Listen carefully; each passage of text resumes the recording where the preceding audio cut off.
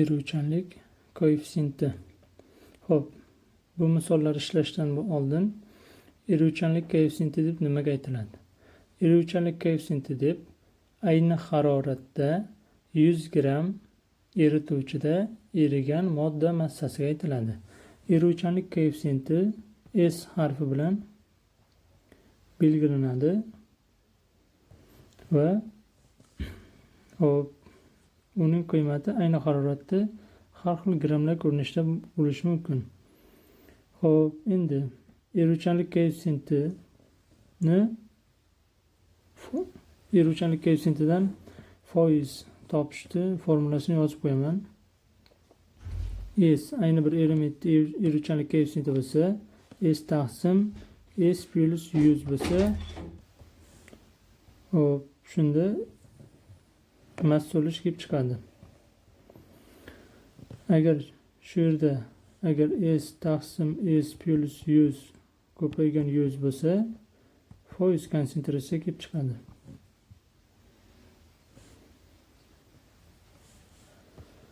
Hop, o'zi eruvchanlik koeffitsiyenti nazariy jihatdan uncha ko'p emas. Aynan biz tushunib olishimiz kerak bo'lgan joyi, eruvchanlik koeffitsiyenti ayni haroratda 100 gram suv, ya'ni yoki bo'lmasa 100 gram erituvchida erigan moddaning massasi. Masalan, endi birinchi masalani ishlaymiz. 20 gram suvda 40 gram tuz erigach, to'yingan eritma hosil bo'ldi. Tuzning eruvchanligini aniqlang. Xo'p, endi to'yingan eritma haqida ham bir ma'lumot berib ketay. Agar 100 gram suvda tuz maksimalli erisa, to'yingan eritma hosil bo'ladi. Misol uchun, birorta tuzni eruvchanligini 60 desam, demak 100 gram suvda ana shu tuz 60 gram eriydi. Agar 100 gram suvda aynan 60 gram tuzni to'liq eritsam, 160 gram to'yingan eritma hosil bo'ladi. Xo'p, agar tuzni eruvchanligi 60 bo'lsa-yu, 100 gram suvda shu tuzdan 40 gram eritsak, hosil bo'lgan 140, bu to'yinmagan eritma bo'ladi. Buni yaxshilab eslab qolishimiz kerak. Hop, keyin o'ta to'yingan degan eritma ham bor. O'ta to'yingan eritma qanday bo'ladi? Masalan, mana aytdik, 100 gram suvda 100 gram suvda 60 gram tuz erir edi. Ayni haroratda, masalan, mana shu 20 gradusda. Va ayni shu tuz 30 gradusda 70 gram erisa. Hop, biz tasavvur qilishimiz kerak. Agar men 20 gradusda ayni bir tuzni 60 gram eritib, to'yingan eritma hosil qilganman. Keyin haroratni 30 gradusga oshirdim va tuzni massasini 70 ga aylantirish uchun yana 10 gram tuz eritdim.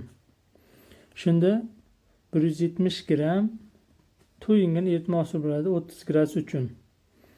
Ana shu 170 gram to'yingan eritmani 20 gradusga yana qaytarsam, 20 gradusda 170 gram eritma bo'lib qoladi. Ammo o'zi eruvchanlik 60, to'yingan eritma 160 bo'lishi kerak edi. Bizda 170 bo'lib qoladi. Ana shu o'ta to'yingan eritma. O'ta to'yingan eritmaga qachonki bir tashqi omil ta'sir ettirsakkina, unda ortiqcha tuz cho'kmaga tushadi. Xo'p, endi birinchi masalani ishlaymiz. 20 gram suvda 40 gram tuz eribdi. Demak, 20 gram suvda 40 gram tuz erisa, to'yingan eritma hosil bo'lar ekan.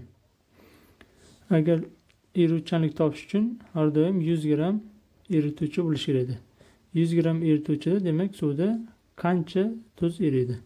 100 ni 40 ga ko'paytirib 20 ga bo'ladigan bo'lsak, demak 200 gram tuzni eritsam, to'yingan eritma hosil bo'lar ekan. Demak, to'g'ri javob B varianti. 2. Birinchi masala. 80 gram suvda necha gram tuzni eritish mumkin? Xo'p, aynan shu tuzni eruvchanligi 25 gram ekan. Demak, eruvchanligi 25 degani 100 gram suvda maksimal 25 gram tuz eriydi ekan. Bizga 80 gramda qancha tuz eritish mumkin deb so'ralyapti. Demak, 80 ni 25 ga ko'paytirib 100 ga bo'lsak, hop, 20 gram tuzni eritishimiz mumkin ekan, maksimalniy. Demak, to'g'ri javob C varianti.